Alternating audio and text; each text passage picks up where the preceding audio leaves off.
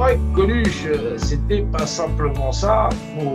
Il est indissociable du même combat qu'avait mené l'abbé Pierre en son temps, sur le fait de s'indigner de ce qu'on peut supporter en tant qu'être humain, parce que quand Coluche il réagit, on est déjà à plus de 600 000 personnes qui sont dans une précarité jour pour jour, qui sont des indignés alimentaires. Ils n'ont pas la possibilité de se nourrir.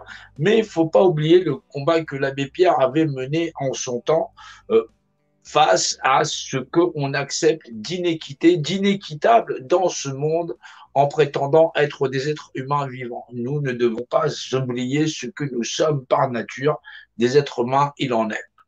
Ceux qui ont pris tout le plat dans leur assiette, laissant les assiettes des autres vides, et qui, ayant tout, disent avec une bonne figure, une bonne conscience, nous qui avons tout, on est pour la paix.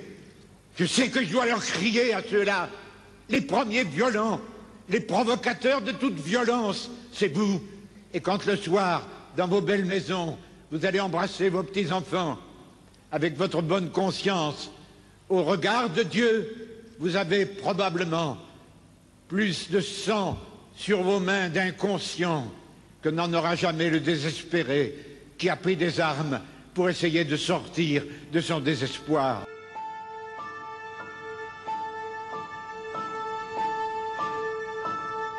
Mais ne nous trompons pas, il n'y a pas de violence qu'avec des armes.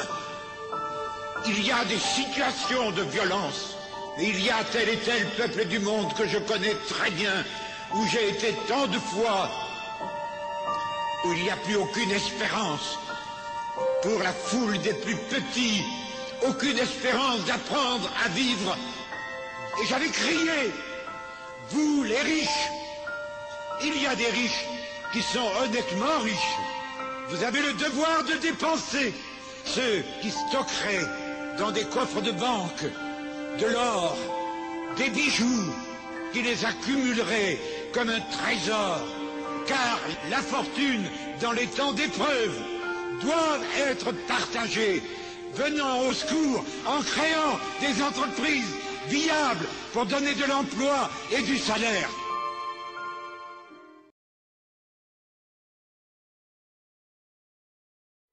J'ai gribouillé 10 phrases et Georges Verprat a appelé au téléphone le directeur du journal Parler. Et le gars a dit, vous vous foutez du monde, 5 minutes avant le journal Parler, vous me demandez de lancer un appel d'initiative privée, mais il y a des règles administratives, moi, ça dépend pas de moi de lancer un appel. Et alors, c'est Georges Verprat, on peut dire, qui a sauvé la situation. Il a pris l'appareil, il lui a dit, écoutez monsieur, demain matin, ça dépend de vous. Peut-être que quand vous serez bien au chaud, avec votre femme et vos gosses, et que vous ouvrirez le journal, et que vous lirez en prenant votre café, qu'on a encore ramassé des hommes, des femmes ou des bébés morts de froid dans les rues de Paris. Parce que nous vous avons demandé ça, et que vous nous l'aurez refusé pour des raisons de procédure administrative, vous serez obligé de vous dire c'est ma faute. Et le type est resté baba quelques secondes, et puis avec beaucoup de courage. Bon, il a dit, écoutez, vous avez raison, dictez-moi votre texte.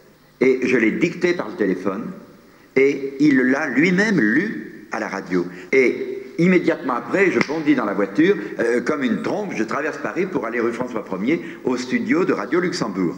J'arrive en bombe, et je leur dis, voilà, la radio française vient de passer ce papier, si vous voulez pas être en retard, il est temps de me donner le micro.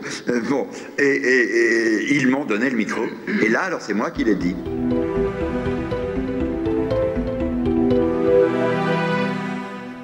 Il n'existe aucune version sonore authentique de l'appel.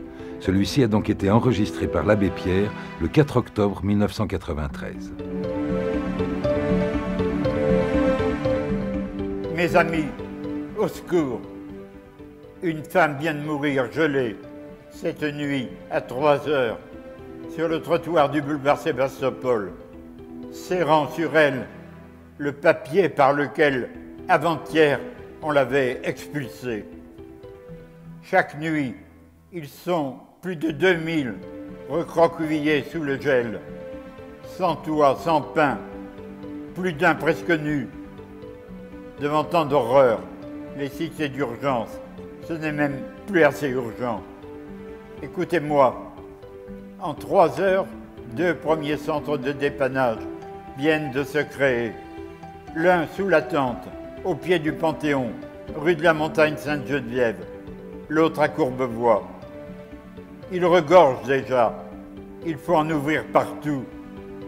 Il faut que ce soir même, dans toutes les villes de France, dans chaque quartier de Paris, des pancartes s'accrochent sous une lumière dans la nuit, à la porte de lieux où il y ait une couverture, paille, soupe, et où on lise sous ce titre « Centre fraternel de dépannage » ces simples mots. Toi qui souffres, qui que tu sois, entre, dors, mange, reprends espoir. Ici, on t'aime. La météo annonce 1 mois de gelée terrible. Tant que dure l'hiver, que ces centres subsistent. Devant leurs frères mourant de misère, une seule opinion doit exister entre hommes. La volonté de rendre impossible que cela dure. Je vous prie, aimons-nous assez tout de suite pour faire cela. Que tant de douleurs nous ait rendu cette chose merveilleuse, l'âme commune de la France. Grâce à vous, aucun homme, aucun gosse ne couchera ce soir sur l'asphalte ou les quais de Paris. Merci.